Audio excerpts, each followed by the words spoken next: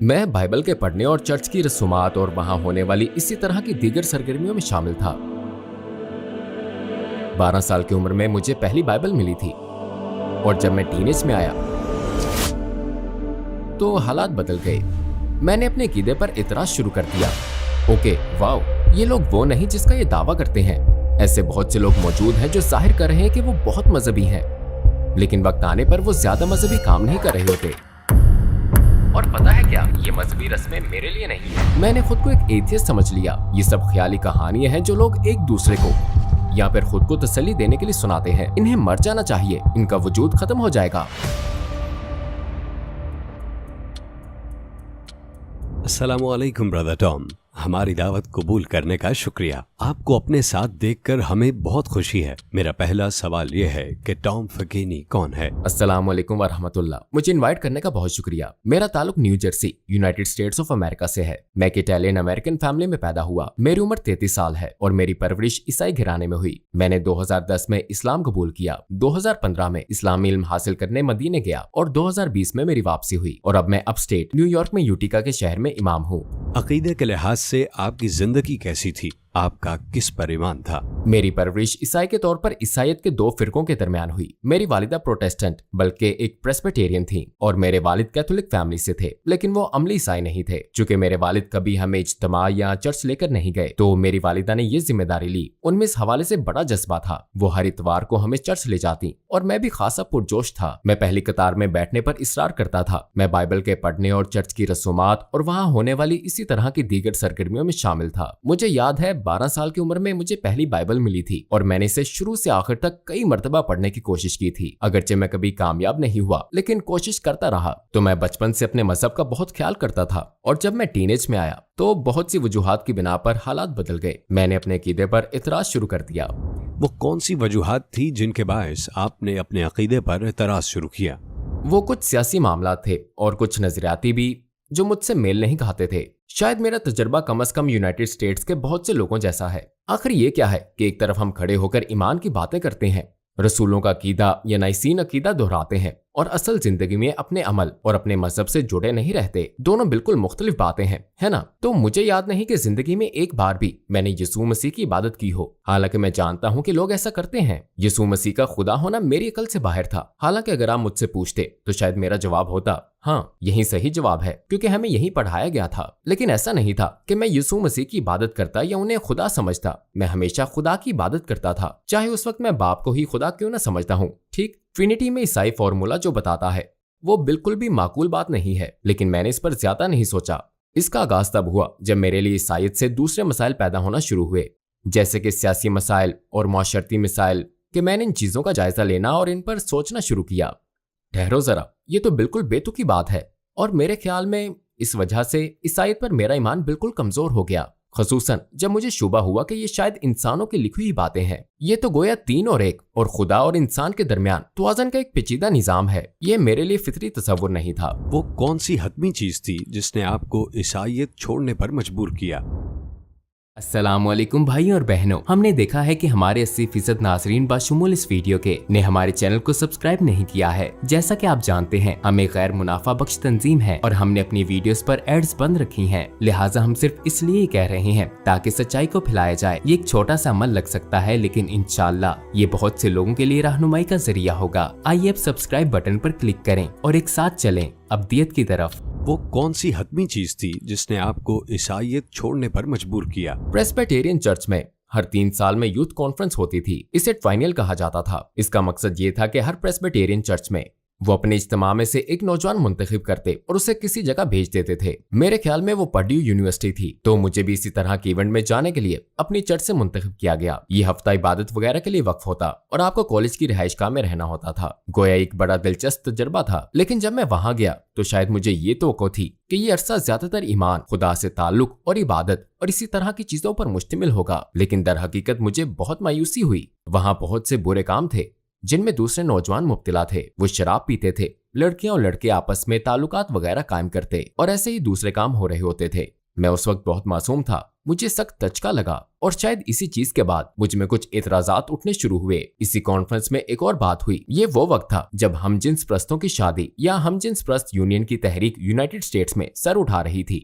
इस हवाले से एक प्रेजेंटेशन दी गई जो बड़ी हद तक LGBTQ के पैगाम की हिमायत में थी और वो बहुत ज्यादा मुतनाज़े थी, यहाँ तक कि उस मजमे में शामिल होने वालों के लिए भी। लिहाजा ये दो वाकयात जिनके बायस मैं इस पूरे सिलसिले से दूर हुआ वो ये थी, ओके वाओ, ये लोग वो नहीं जिसका ये दावा करते हैं। ऐसे बहुत से लोग मौजूद हैं जो जाहिर कर रहे हैं कि वो बहुत मजहबी हैं, लेकिन वक्त आने पर वो लोगों की गैर मौजूदगी में ज्यादा मजहबी काम नहीं कर रहे होते। शायद मेरे लिए आखिरी उलझन ये थी कि मैंने अपने ईमान के लिए अपनी कोशिशों को कभी काफी महसूस नहीं किया। मेरे लिए काफी नहीं था कि बस हफ्ते में एक बार चर्च चले गए, चंद गीत गा लिए और घर आ गए और बाकी पूरा हफ्ता चर्च को और खुदा को भूले रहे। मुझे इसमें कोई गहराई और असमत महसूस नहीं होती थी। तो ऐसे तमाम एहसासात के बाद मैं 16 साल पुराने नतीजे पर पहुंचा, और वो क्या कि ये मजहबी रस्में मेरे लिए नहीं है। दर हकीकत मजहब मेरे लिए इंतहाई कम दर्जे की चीज बन गई थी। मैंने खुद को एक एथियस्ट समझ लिया। मैंने सोचा कि ये सब ख्याली कहानियां हैं जो लोग एक दूसरे को या फिर खुद को तसल्ली देने के लिए सुनाते हैं। इन्हें मर जाना चाहिए, इनका वजूद खत्म हो जाएगा। तो इस्लाम की तरफ आपका सफर कैसे शुरू हुआ? आपने पहली दफा इसके बारे में कब सुना? मैंने पहली दफा इस्लाम के बारे में शायद 9/11 से सुना, लेकिन तब मैं मुतासिर नहीं हुआ। हकीकत यही थी। एक बार फिर मैंने मुसलमानों के बारे में एक सियासी जुमरे या आबादी की तरह सोचा, लेकिन कॉलेज जाने तक मैंने इस पर ज्यादा नहीं सोचा कि मुसलमान नुमाया तौर पर किसे मानते हैं। वहाँ दरअसल मेरे एक मुसलमान प्रोफेसर थे जिनसे मैंने पढ़ना शुरू किया। ये मुझ में मौजूद दो दिलचस्पियों के दरमियान एक खुशकुन संगम था। उनमें से एक सियासत थी। फिर इसी से इस दिलचस्पी ने जन्म लिया कि मिडिल ईस्ट और मुस्लिम दुनिया में सियासी जोश या बेशुमार सियासी तहरीकों की सबसे बड़ी वजह क्या थी। तो पॉलिटिकल साइंस और खसूसन इंटरनेशनल रिलेशंस मेरे खास मजमून थे। और दरअसल मेरी एक प्रोफेसर भी थी। वो विजिटिंग प्रोफेसर थी और मराकश की थी। उन्होंने कई कोर्सेज पढ़ाए जो इस्लाम और सियासत के तनाजुर में बेइंतहा दिलचस्प थे। एक क्लास में उन्होंने सिर्फ मैल्कम एक्स, उसके तमाम इंटरव्यूज, तकरीरों, तहरीरों और इसी तरह की चीजों के मुतालिक पढ़ाया, और एक दूसरी क्लास में उन्होंने मुस्लिम ममालिक में फौजी मदाखलत के बारे में पढ़ाया। इस तरह से हम कुछ ऐसे मजामती तहरीकों के मुतालिक पढ़ रहे थे जो वाक़ई हो चुकी थी। मैंने पहली बार गौर किया कि उन लोगों को कौन सी बात जोश दिला रही थी, क्योंकि अगर आपका ताल्लुक वेस्ट से है और आप अमरीकी हैं तो आप सोचते हैं कि हर शख्स आजादी और खुद मुख्तारी पर और ऐसी जमहूरियतों पर यकीन रखता है। ठीक है, इस तरह के सियासी नजरियात पर जिन्हें हम यूनिवर्सल समझते हैं, और फिर हैरत का शदीद झटका लगता है जब आप कुछ लोगों की ये बात सुनते हैं कि हम एक इस्लामी मुआशरे में रहना चाहते हैं या हम इस मदाखलत को पसंद नहीं करते। और अल्लाह ने कुरान में कहा है या एक हदीस है, पैगंबर मोहम्मद सल्लल्लाहु अलैहि वसल्लम ने ये फरमाया है, और वो इसे ऐसे इस्तेमाल करते हैं गोया कह रहे हो जरा ठहरो, तुम लोग आकर हम पर चढ़ाई या बमबारी नहीं कर सकते या हमें मार नहीं सकते, वरना हमारे लिए मज़ाहमत करना जरूरी या फर्ज है। इस बात ने मुझे काफी उलझन में डाल दिया, बल्कि सच पूछे तो हैरान कर दिया। किस बात ने आपको इस्लाम की तरफ और ज्यादा राग़िब किया? मैंने कॉलेज में एक ऐसे प्रोफेसर की क्लास ली जिनसे मैं बड़ा क्लोज था। क्लास का नाम था तुर्की में सियासी जिद्दत, और ये बड़ी दिलचस्प क्लास थी। इससे मैं तुर्किश कल्चर के करीब आया। बिलाखिर मैं पैटरसन जा पहुंचा। मुझे अपने वालिदैन से मिलने के लिए रास्ते में पैटरसन, न्यू जर्सी से गुजरना था, और पैटरसन न्यू जर्सी में बहुत बड़ी तुर्किश आबादी है। तो चूंकि इस क्लास का असर था, लिहाजा वहां जाते और तुर्किश चाय खरीदते, जज्वा खरीदते और तुर्किश कॉफी और इसी तरह की चीजें वहां से लाते। इसमें बड़ा मजा आता था, लेकिन यह हमारा पहला तजर्बा था। क्लास खत्म होने के बाद हमें उन्हीं प्रोफेसर के जरिए एक मौका मिला तुर्की में तालीम हासिल करने के लिए। एक एरास्मस प्रोग्राम मौजूद था। मैंने अपनी होने वाली बीवी के साथ मिलकर वहां जाने का फैसला किया। ये 2009 की बात है, यानी मेरे मुसलमान होने से सिर्फ एक साल पहले की बात। हम आए और बिल्की यूनिवर्सिटी में एक सेमेस्टर पढ़ा। हमारी रिहाइश उस्कोडार में थी, जहाँ बेहतरीन वक्त गुजर रहा था। हम खूब लुत्फअंदोज हो रहे थे। बिल्गी में कुछ नौजवान स्टूडेंट्स थे जो हमारे लिए फिक्रमंद थे, क्योंकि हमारी रिहाइश उस्कोडार में थी। वो कहते, आप लोग मुसलमान नहीं है, आपको नुकसान पहुंचाया जा सकता है, वो आपके साथ कुछ बुरा कर सकते हैं। लेकिन हमने इसके बरक्स पाया। हकीकत में वहाँ लोग बहुत अच्छे और बहुत मददगार थे। वो मदद की पूरी कोशिश करते थे। उस वक्त उस्कोडार में ऐसे लोग थे, मसलन हमें बिल अदा करने की जरूरत होती या अपने प्लगइन्स के लिए कन्वर्टर वगैरह तलाश करना होता, तो वो अपना सारा काम छोड़ देते, हमारे साथ चल पड़ते और तंग रास्तों से गुजरते हुए हमें जरूरत की चीज तक पहुंचा देते थे। इन बातों से दिल पर गहरा असर हुआ था। ये वाकई शानदार तजर्बा था। उस वक्त मैं मुसलमान होने से पहले एक म्यूजिशियन था और कई इंस्ट्रूमेंट्स वगैरह बजाया करता था। मुझे अजान की आवाज सुनना याद है, और खसूसन उस्कोडार में इतनी मसाजिद हैं और इर्द गिर्द इतनी मस्जिदें हैं। सच तो ये है कि मैं रो पड़ता था। मैं अजान की आवाज सुनते ही रोने लगता था। ये बहुत खूबसूरत चीज थी।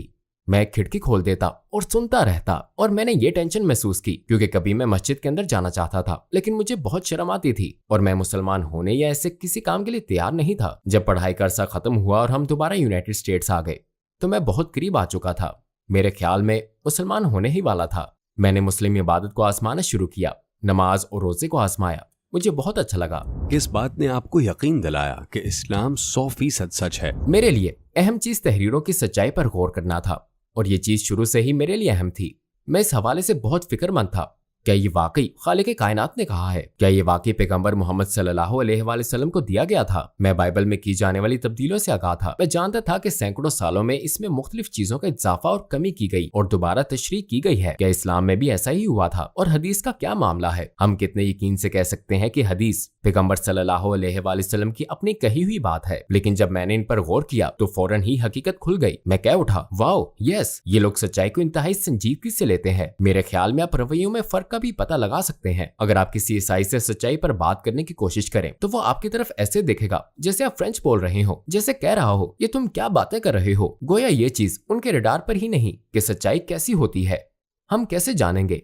हम कैसे बता पाएंगे कि ये किताब वाकई महफूज शुदा है और ये नहीं? वो बस ये कहेंगे, असल में आपके पास इतने ऊंचे मेयारात नहीं है। अगर आपके पास इतने ऊंचे मेयारात हों तो आप कोई चीज भी कबूल नहीं करेंगे। मैं कहूंगा नहीं, मैं कुरान को कबूल करूंगा। मैं कहूंगा नहीं, मैं कुरान को कबूल करूंगा क्योंकि कुरान के हवाले से हम उन रावियों के नाम जानते हैं जिन्होंने कुरान की रवायत या किरत को आगे पहुंचाया। लिहाजा हम दस्तावेजी सबूत तक जा सकते हैं। 50 से ज्यादा दस्तावेजात हैं जिनसे हम आज अपने पास मौजूद 97% कुरान की पैगंबर सल्लल्लाहु अलैहि वसल्लम के जमाने से कार्बन डेटिंग कर सकते हैं। लिहाजा बेशुमार सबूत मौजूद हैं। आपने कलमा शहादत कब पढ़ा और आपको कैसा महसूस हुआ? जब मैंने ग्रेजुएशन की तो मैं 5 नमाजें पढ़ रहा था, रोजे रख रहा था, मगर मैंने कलमा नहीं पढ़ा था। मुझे नहीं मालूम था कि कलमा पढ़ने की जरूरत है। मैं नहीं जानता था कि कलमा क्या होता है। मैंने बस खुद को मुसलमान समझ लिया था। मराकश की प्रोफेसर ने सबसे पहले मुझे इस्लाम से मुतारिफ करवाया। उन्होंने एक दिन अचानक मुझे ऊपर बुलाया और कहा, टॉम, तुम मुसलमान हो ना? मैंने कहा, हाँ, मैं 5 नमाजें पढ़ रहा हूँ और ये सब काम कर रहा हूँ। उन्होंने पूछा, क्या तुमने कलमा पढ़ लिया है? मैंने कहा, ये क्या होता है? उन्होंने बताया वो कॉन्फ्रेंस और फलसफेबल लेक्चर दे रही थी, तो कहा, यहाँ की किसी मस्जिद में आ जाओ और कलमा पढ़ लो। मैंने कहा, ठीक है। फिर हम कार में बैठे, मैं और मेरी बीवी, उस वक्त हमारा पहला बेटा हो चुका था, और हम फिलाडेल्फिया की एक मस्जिद चले गए। मैं बेसमेंट में गया और वहां मैंने पहली मर्तबा कलमा पढ़ा। एहसास कुछ मिला जुला था क्योंकि इस जगह से पहले मेरा कोई कनेक्शन नहीं था। मैं जैसे बिल्कुल बेबस था और आज एक इमाम के तौर पर मैं जो कुछ भी जानता हूँ मैं उनके तरीकेकार पर तनकीद कर सकता हूँ क्योंकि वो मुझे सिर्फ एक शख्स के साथ अकेले बेसमेंट में ले गए थे। मुझे नहीं पता था कि वो कौन है, उसका नाम क्या है, क्या वो इमाम था, नहीं मालूम, शायद वो नहीं था, और उसने बस इस्लाम के बारे में चंद आम सी बातें कही। फिर मैंने कलमा पढ़ा और बस खत्म। उस शख्स ने मुझसे फिर कभी राब्ता नहीं किया, नंबर्स या किसी चीज का तबादला भी नहीं हुआ था, तो मेरे पास कोई मदद नहीं थी। मैं बस अपने आसरे पर था। एक आदमी ने कलमा पढ़ाया, इसे बैग में डाला और बस। एक और चीज जो मेरे ख्याल में परेशानी का बायस थी वो नौ मुस्लिमों और उनकी फैमिली के लिए बहुत से लोगों का रवैया था। तो जैसे मैंने बताया, मेरी बीवी अभी तक मुसलमान नहीं हुई थी और जब मैं बेसमेंट में कलमा पढ़ रहा था तो वो ऊपर ही थी। वहां कोई औरत उससे बात कर रही थी और असल में वो दूसरी औरत भी नौ मुसलमान थी, लेकिन जैसे वो कुछ डरा रही थी। उसने मेरी बीवी को कहा, क्या तुम मुसलमान होने के लिए तैयार हो? मेरी बीवी ने कहा, नहीं, अभी नहीं, मैं भी इस बारे में सोच रही हूँ, मुझे इसमें दिलचस्पी है, लेकिन अभी मैं तैयार नहीं हूँ। और फिर हमारी सूरत हाल के बारे में कुछ जाने बगैर उस औरत ने मेरी बीवी से कहा, तुम्हें पता है तुम दोनों के दरमियान अब हर ताल्लुक हराम हो गया है। और उस वक्त मैं बेचारा बेसमेंट में था। जब ऊपर आया तो मेरी बीवी गुस्से में थी कि पता नहीं क्या हो गया। फिर जब ईमान लाने के लिए उसे तरकीब देने की कोशिश करनी पड़ी तो इससे हमें बहुत धचका लगा। तसव्वुर करें कि कोई आपसे यूं कहे, नए मजहब में खुश आमदीद, सॉरी आप लोग फंस गए, तो ये बहुत ज्यादा मुश्किल वक्त होता है। सच पूछें तो ये सब और खसूसन कलमा पढ़ने का तजर्बा ज्यादा खुशगवार नहीं रहा। मैं न्यू जर्सी में एक मुस्लिम कम्युनिटी में रहने लगा जहाँ मेरे वालिदैन रहते थे, और वहीं मैंने मुस्लिम कम्युनिटी के साथ अपना राब्ता कायम किया और बाकायदगी से वहाँ जाना शुरू किया।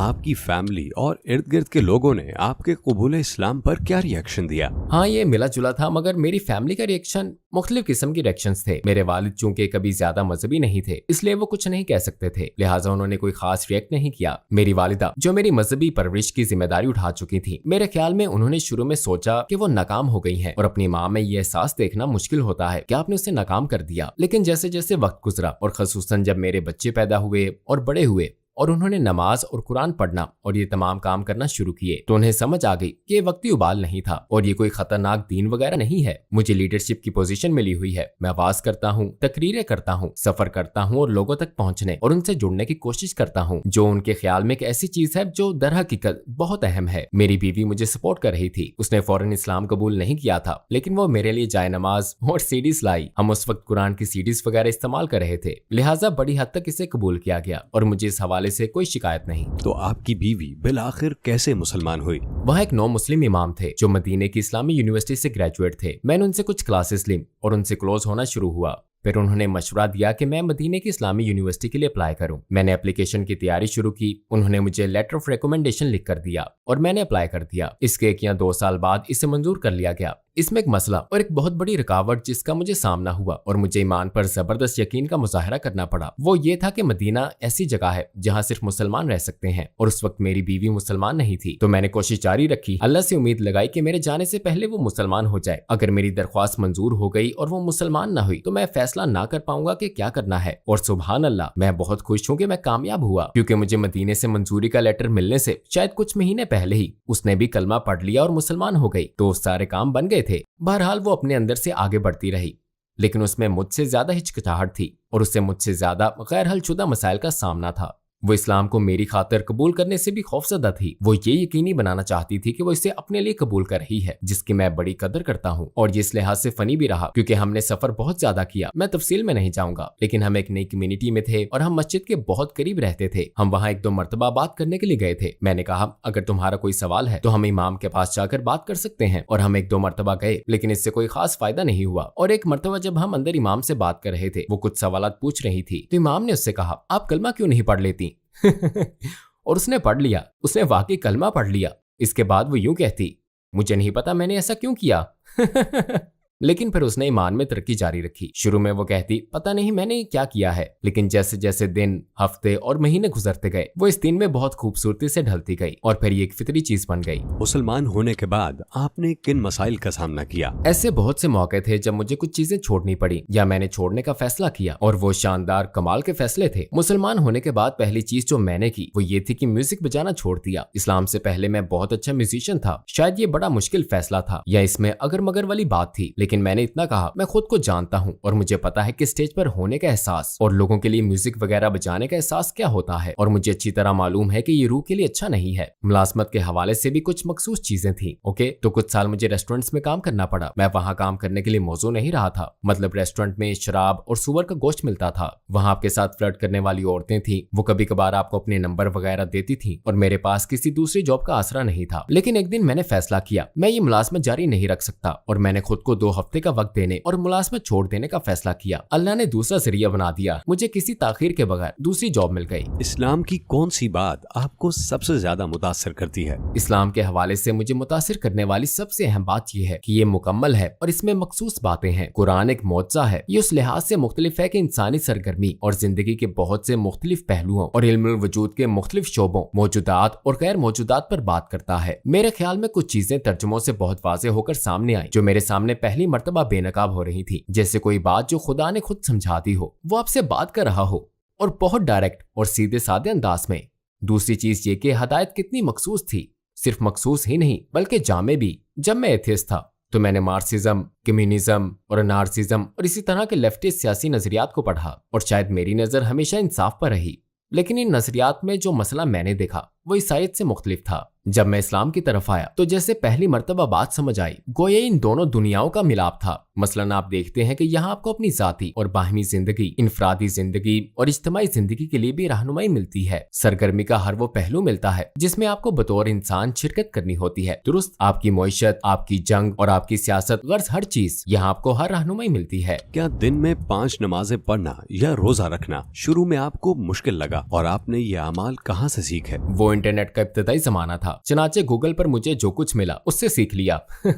मगर मैं इसका मशवरा नहीं दूंगा। मेरे मामले में कुछ ना होने से कुछ होना बेहतर था। मुझे इसमें किसी मुश्किल का सामना नहीं हुआ, बल्कि ये बड़ा अच्छा रहा। इसने मेरे उस खला को पुर किया जिसे मैं तवील अरसे से अपने बचपन से ढूंढ रहा था। जब मैंने महसूस किया था कि ईसाईयत को मजीद संजीदा होना चाहिए था, मुझ में फौरन ये एहसास पैदा हुआ कि हमें दिन में 5 मरतबा इबादत करनी चाहिए। हालांकि मुझे इसकी आदत नहीं थी और इस लिहाज से मुश्किल था कि मुझे इसका आदी बनना था। मैंने खुद को इसके मुताबिक ढाला। ये मुझे माकूल लगा। जैसे अगर आप एक सॉकर प्लेयर, एक फुटबॉल प्लेयर बनना चाहते हैं या फिर एक बास्केटबॉल प्लेयर, तो आपको जिम में कितने घंटे गुजारने पड़ते हैं, तो फिर आखिरत में आपकी कामयाबी से ज्यादा अहम और क्या है? क्या हमें वुजू और नमाज के लिए दिन भर 1 घंटा नहीं देना चाहिए? ये कुछ भी नहीं है। और रोजे का भी यही मामला रहा। मुझे रोजा रखने में बहुत मुश्किलात हुई क्योंकि मैं फार्म्स पर काम करता था, पूरा दिन 10-10 घंटे धूप में मजदूर की तरह। लेकिन आज जब मैं इन पर गौर करता हूँ तो वो मेरे बेहतरीन रोजे थे, वो मेरी जिंदगी के बेहतरीन रमजान थे। कभी कभी ऑफिस जॉब में रोजा रखकर कंप्यूटर पर काम करना ज्यादा मुश्किल होता है। मुझे नहीं पता कि क्यों, लेकिन सिर्फ बरकत की वजह से, इसलिए कि हमारा गैब पर ईमान है जो मोमिन की पहली खूबी है। अल्लाह सूरतुल बकरा में फरमाता है, युमिनु बिल गैब।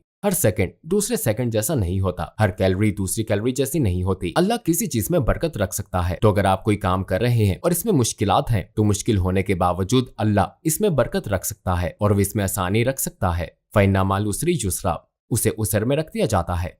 बाज़-औक़ात मुश्किल के अंदर आसानी पैदा कर दी जाती है।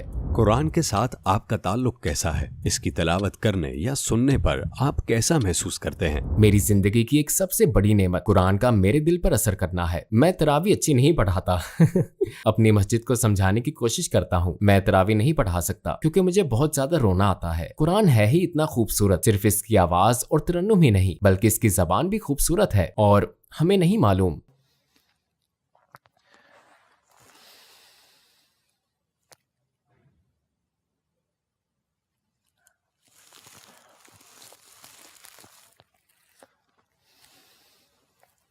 इस जिंदगी में हमें नहीं मालूम कि हम मुखलिस हैं या नहीं, लेकिन कुछ खास बातें हैं जिन्हें अल्लाह ने कुरान में कहा है जो हमें उम्मीद दिलाती हैं। और इनमें से एक चीज कुरान का दिल पर असर करना है। अगर आप कुरान सुने और ये आपके दिल पर असर करे तो समझ लें अभी आप जिंदा हैं। आप अभी कौन से प्रोजेक्ट्स कर रहे हैं? मैं कुछ पर काम कर रहा हूँ। यूटिका न्यूयॉर्क में यूटिका मस्जिद का फुल टाइम इमाम हूँ। मैं एक ऑनलाइन हाई स्कूल में मिडिल क्लास के तुलबा को तफसीर भी पढ़ाता हूँ। इसे लेगेसी कहते हैं। तो मैं मिडिल के तुलबा को तफसीर पढ़ाता हूँ। मैं इसी इदारे में हाई स्कूल के तुलबा के लिए मुश्तरका तौर पर इस्लामी तारीख की क्लास लेता हूँ। मैं न्यूयॉर्क में हैमिल्टन कॉलेज नामे एक लिबरल आर्ट्स कॉलेज में पार्ट टाइम मजहबी रहनुमा भी हूँ। हाल ही में मैंने उमर सुलेमान के कायम करदा यकीन इंस्टीट्यूट के साथ रिसर्च फेलोशिप शुरू की है, जहाँ मजहबी और दीगर दोनों तरह के नजरियात समेत जदीद नजरियात पर बात की जाती है। अगर आपको दुनिया के तमाम गैर मुस्लिमों से बात करने का मौका मिले तो आप उन्हें क्या कहना चाहेंगे? मैं कहूँगा कि मजहब की तारीफ सिर्फ और सिर्फ वो है जो खुदा हमसे चाहता है और कुछ नहीं। जो भी खुदा पर ईमान रखता है उसे हर मुमकिन हद तक इस यकीन की जिम्मेदारी लेनी होगी कि खुदा